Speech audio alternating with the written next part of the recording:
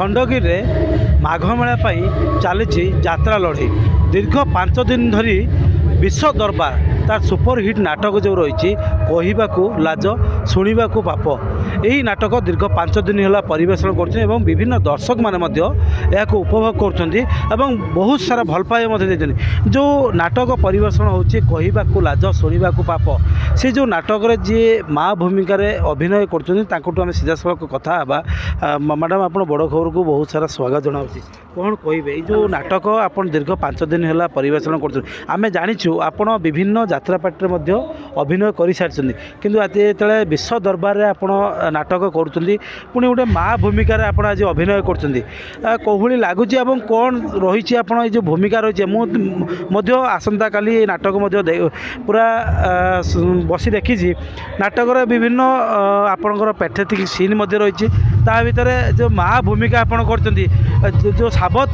पुओ जी रही साबत पुओ को आप अणदेखा कर निज झील जी रही निज झील को अणदेखा कर कौन कहे मैडम आप नहीं नाटक तो बहुत आमर भल बहुत भल कहवाकू लाज शुणिले पाप दर्शक महल भी नाटकटी चर्चा चली बहुत भल होली मुझे गोटे साबत मार अभिनय करुँची दीटा पुओ अच्छा साबत पुओ बाकी मोर रोचे गोटे पुओ गोटे झील साबत पुओ दी जन झीटा को बहुत भल पाती किंतु मो निज पुओटा जी सी गोटे सांगसाथी मेल पड़ी बा क्या बुद्धि पड़ी गोटे खराब रास्ता को बाछी नहीं निशा कारबार करुँची किंतु मु जो माँ करुँची से माँटी से पुओटा को बहुत भाव में सपोर्ट करुँची झीटा जो सत कथा कहूँ ये झील को भी भल पाऊनी साबत पुओ मैंने कि झीटा को भल पाँच एमती है पुओटा टंका पाई निज पुओ टंका पाई भौणी की बिक्री कर देइछि जो झीटा रेप रेप है माने तार प्रेग्नेंट भी होमती इत्यादि रही सब कहानी रे तापरे ये जो शेष जानूची ये माँटी प्रकृत में मो पुओ भूल आ से भल से निज पुओ को मारी दौची से जो निशा खुआई खुआई मार दौची मैडम आम देखीचु नाटक मध्य गोटे सीन आप रही जिते आप निज पुओ को आप निजे मारी दौरान मारिया पर निजे हूँ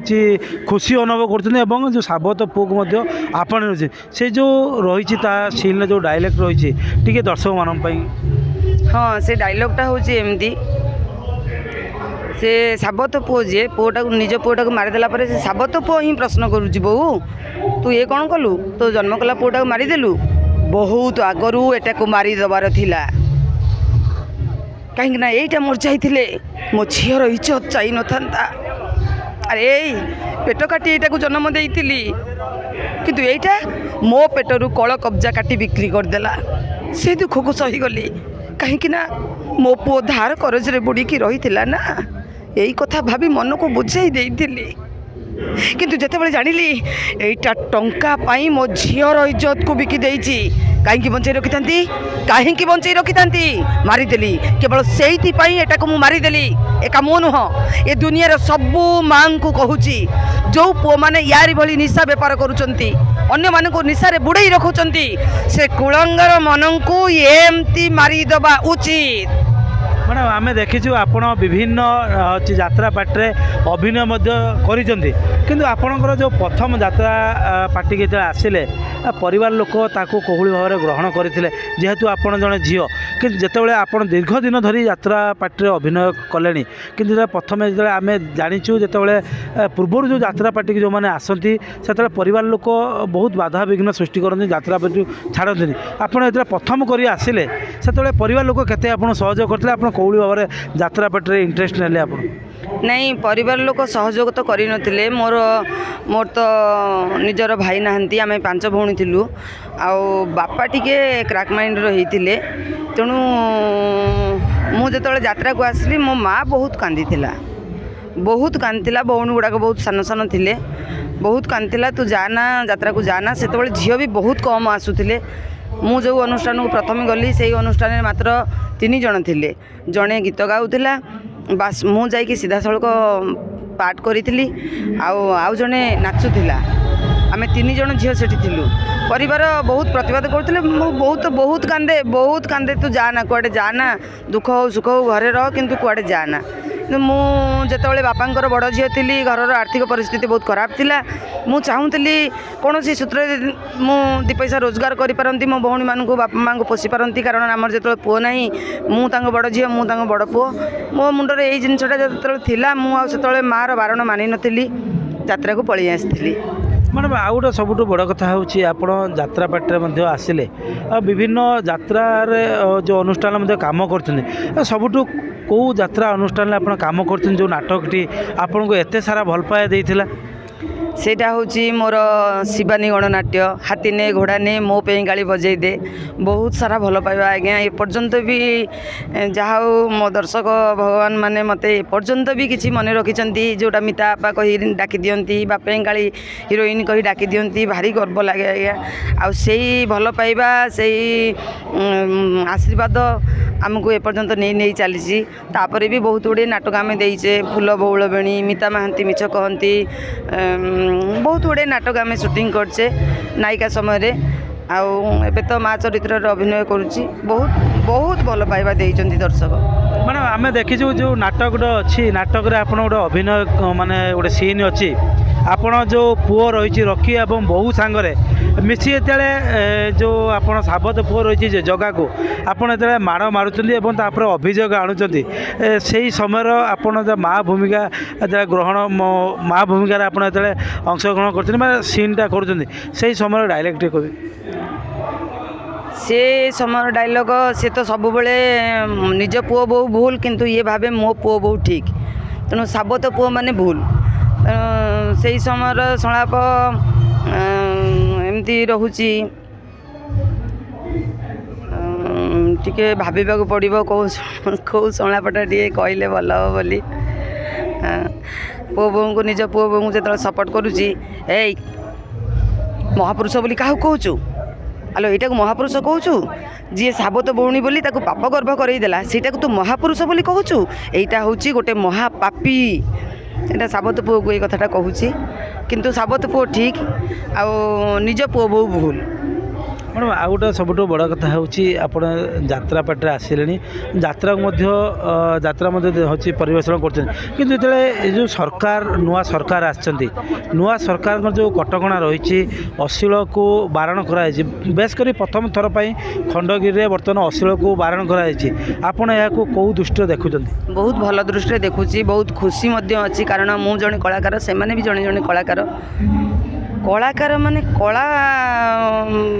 ଅଭିନୟ କରିବା ବା କଳାକୁ ସମସ୍ତଙ୍କ ସାମ୍ନାରେ ବାଣ୍ଟିବା ଭଲ ପାଇବା ଗୋଟେଇବା ଏଇଟା ହେଉଛି ଠିକ୍ କୌଣସି ଅଶ୍ଳୀଳତା ଠିକ୍ ନୁହେଁ କାହିଁକି ଆମେ ଅଶ୍ଳୀଳତା କରିବା ଏଇ କଳା ମାଧ୍ୟମରେ ଆମେ ଖାଉଛେ ପିନ୍ଧୁଛେ ଷ୍ଟାଇଲ୍ ମାରୁଛେ ଆଉ ଆମେ କାହା ଘରର ବୋହୂ ଆମେ ଜଣଙ୍କର ସ୍ତ୍ରୀ କାହାର ମା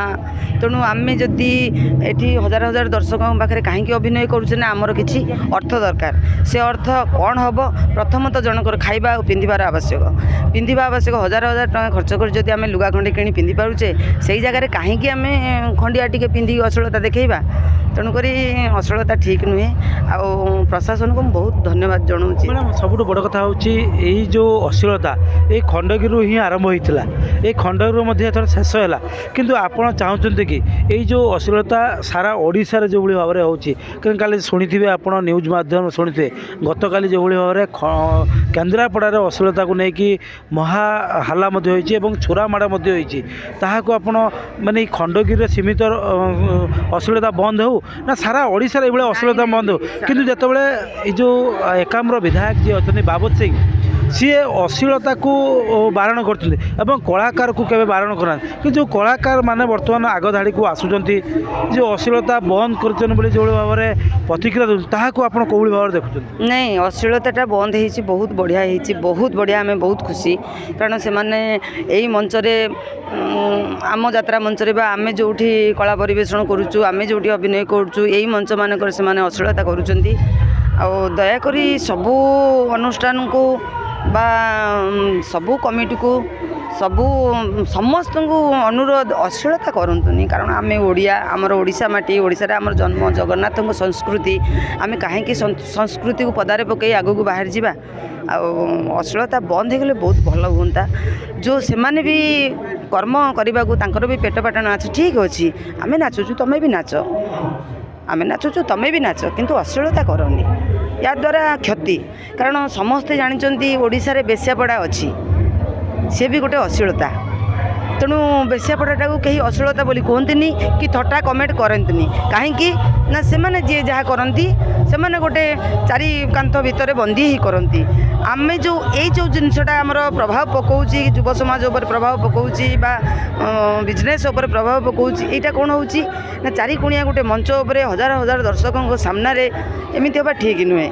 ମୁଁ ବି କାହାର ଗୋଟେ ଝିଅ, ମୁଁ ବି କାହାର ଗୋଟେ ବୋଉ, ମୁଁ କାହାର ମାଆ ହେବି ଇତ୍ୟାଦି। ତେଣୁ ଆମେ ସବୁ ପରେ ନାରୀର